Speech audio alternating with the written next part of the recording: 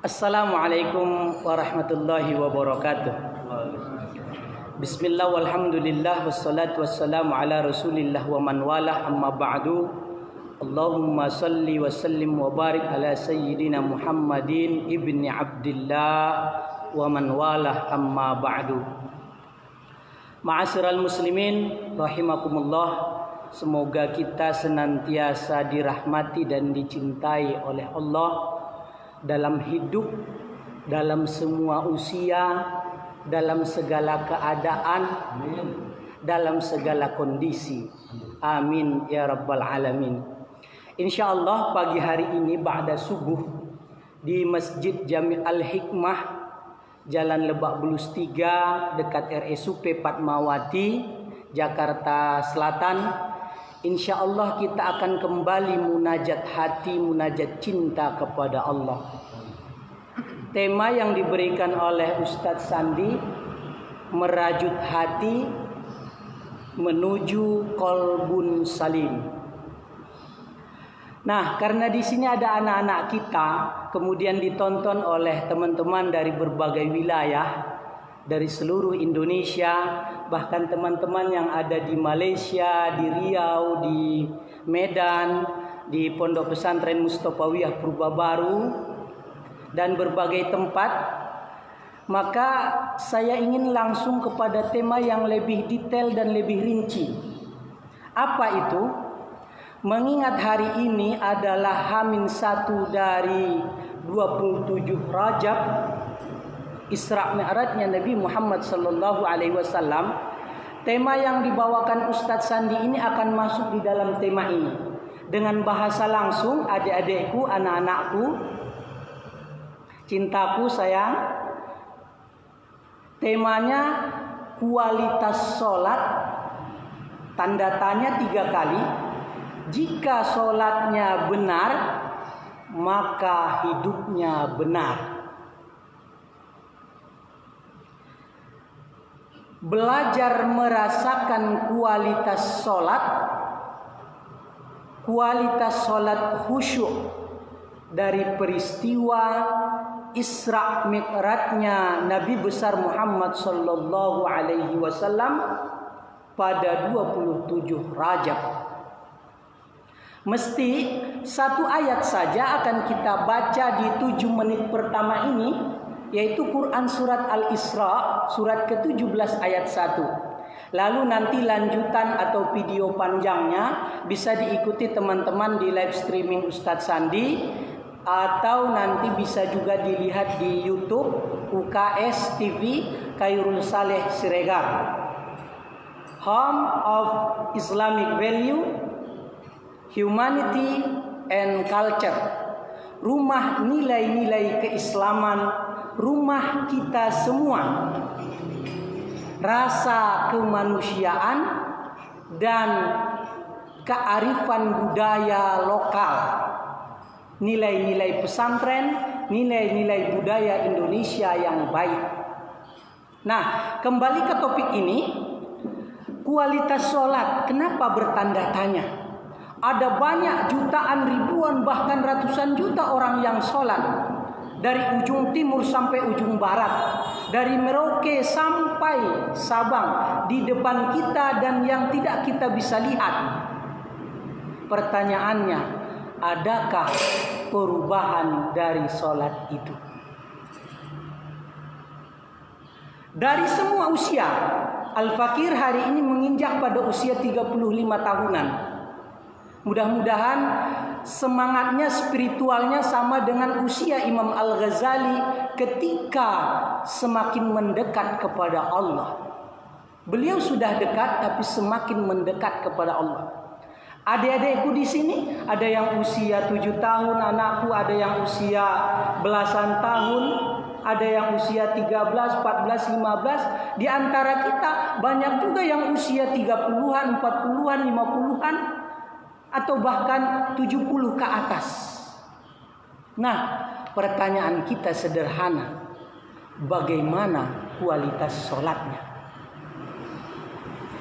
Jika sholatnya benar, maka hidupnya pasti benar. Jika sholatnya bagus, maka hidupnya pasti bagus. Belajar merasakan. Ini qalbun salim. Hati yang sejahtera, hati yang sejuk, hati yang damai, hati yang dipenuhi rahmat Allah. Belajar merasakan kualitas sholat sejak dari kita takbiratul ihram sampai dengan salam. Kualitas salat khusyuk dari peristiwa 27 Rajab Isra Mi'rajnya Nabi Muhammad sallallahu alaihi wasallam. Sederhananya begini, Isra itu adalah perjalanan dari rumah ke masjid, dari masjid ke masjid, dari masjid ke suatu tempat, itu namanya Isra, berjalan. Maka ayat di dalam ini Quran surat Al-Isra surat 17 ayat 1, A'udzubillahi minasyaitonirrajim. Bismillahirrahmanirrahim. Subhanalladzi asra bi'abdihi lailam minal masjidil haram ilal masjidil aqsa alladzi barakna haulahu linuriyahu min ayatina innahu huwas samiul basir.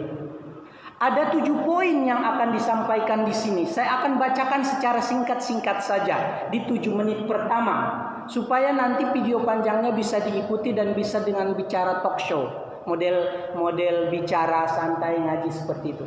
Maka yang pertama, kata subhana di dalam Al-Quran hanya ada 2 kata ayat yang dimulai dengan subhana. Kata subhana langsung, subhanalladzi asra. Ini 1. Kemudian di surat Yasin, subhanalladzi khalaqal azwaja kullaha mimma tumbitul ardu wa min anfusihim wa mimma la ya'lamun. Mesti setiap kata atau 2 ayat yang dimulai dengan subhana ini, maka itu ada peristiwa dahsyat, peristiwa agung di luar nalar manusia. Akal manusia nggak sampai, tapi dengan seiring waktu pengembangan teknologi, maka ternyata benar ya Isra Mi'raj itu. Kan tidak masuk akal. Masjidil Haram, Masjidil Aqsa dari Mekah ke Palestina ditempuh dalam jarak waktu yang singkat. Dari Masjid Palestina langsung ke Sidratul Muntaha, langit pertama as-samawati wal ard, langit kedua, langit ketiga, sampai as-samawati sab'ah, sampai langit ketujuh. Kemudian balik lagi, subuh sudah ada di Masjidil Haram lagi. Tidak masuk akal. Sama dengan ayat yang di surat Yasin itu, subhanalladzi khalaqal azwaja kullaha, maha suci Allah yang telah menciptakan segala-galanya, kullaha, berpasang-pasangan.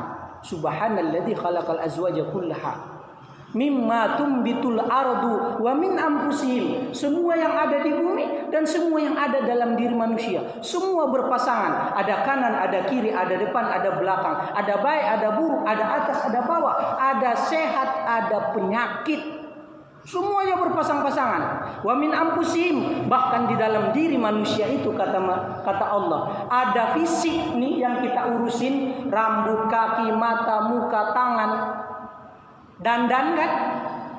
Nah itu satu lagi apa pasangannya? Ruhnya. Jadi ada batinnya. Jadi semuanya berpasangan. Mesti kata yang dimulai dengan subhana itu adalah peristiwa dahsyat, peristiwa yang sangat besar.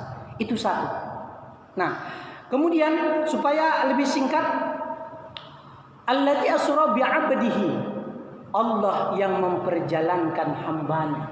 Jadi kita ke masjid ini bukan karena semata-mata kita manusia super, kita manusia soleh, lalu kita bersolawat, berzikir, kita ahli surga semata-mata. Ntar dulu, belum tentu Ustaz Sandi. Tapi ketika Allah asra, Allah perjalankan batin kita, Allah perjalankan qalbun salin kita. Allah perjalankan nurani pikiran kita, lalu Allah gerakkan hati ini diikuti oleh fisik, kaki, tangan, muka, mulut dan semua-muanya itu, sehingga kita sampai di masjid ini. Asra bi abadihi. Alhamdulillah. Maka orang yang tidak masuk masjid itu di sholat berjamaah, kendati pun rumahnya itu nggak ada jaraknya dengan masjid, itu ada dua atau tetangga masjid. Pertama, bisa jadi dia pahalanya udah banyak, dosanya sedikit. Husnuzonnya nih. Yang kedua, bisa jadi kita adalah orang-orang yang berdosa, kita ingin dekat kepada Allah. Ini bahasa hati, jangan dipahami teks zahirnya. Untuk menjaga kita tetap bagian dari hamba Allah, qalbun salim. Lalu kita juga tidak suudzon bagi mereka yang ada di sekitar masjid, bagi mereka yang mendengarkan suara speaker sampai dengan 5 km ya Ustadz ya, 10 km. Ditambahin terus 3 kilo, 5 kilo sampai 10 km katanya. Nah, kemudian lanjut ke poin-poin berikutnya. Yang ketiga, lailan. Lailan itu adalah waktu malam. Di sanalah kita bisa dekat dengan Allah. Di waktu sepi, di waktu sunyi. Maka di Ihya yang sebelumnya, syarat taubat kita itu benar ada 3. Masih ingat? Yang pertama, bil khalwati. Dia senang merenung, berpikir, merenungkan apa yang sudah dia lakukan, amal apa yang sudah dia kerjakan. Bagaimana dengan sholatnya, bagaimana dengan kualitasnya. Bagaimana kualitas saya sebagai sosok ayah yang bawa anak ke masjid. Bagaimana kualitas saya sebagai sosok suami untuk istri dan anak-anak. Bagaimana kualitas istri untuk suaminya dan seterusnya dan seterusnya. Jadi banyak merenung. Bil khalwat wasumti. Ini kita perlu latihan. Banyak diam. Diam bukan bego ya. Maaf. Diam bukan blow on.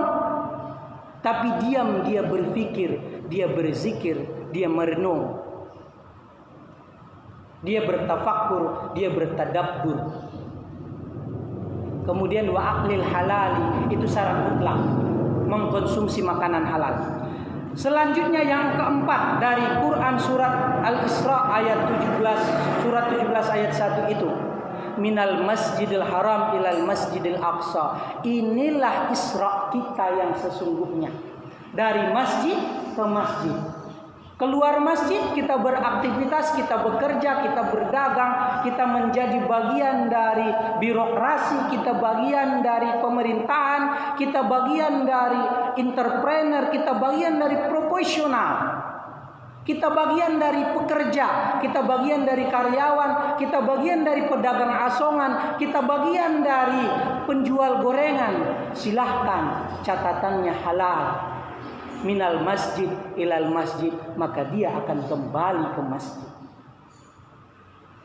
Itu poin yang keempat. Poin yang kelima, alladzi barakna haulahu. Jika yang di atas itu sudah terpenuhi, alladzi barakna haulahu, Allah kelilingi dengan keberkahannya. Tidak mungkin seorang sosok Nabi Muhammad sallallahu alaihi wasallam, Muhammad Al-Amin, yang sedemikian berduka citanya ditinggal istri Siti Khadijah, kemudian ditinggal oleh pamannya Abu Thalib, yang membela hidupnya di tengah-tengah ancaman Quraisy, kafir Quraisy. Tidak mungkin bisa selamat, bisa berjalan sejauh itu, bisa tegar sehebat itu, kalau bukan barakna haulahu, Allah berikan keberkahan dalam setiap detak napas jantung Nabi, dalam setiap langkah Nabi, dalam setiap gerakan tangannya. Jadi makanya kita kan orang Betawi ini misalnya berkah gitu. Apa itu berkah? Ziyadatul khair ba'dal khair. Bertambah kualitas keberkahan setelah keberkahan. Nah, ma'asyiral muslimin, saya tutup yang video awal ini, kita lanjutkan nanti di video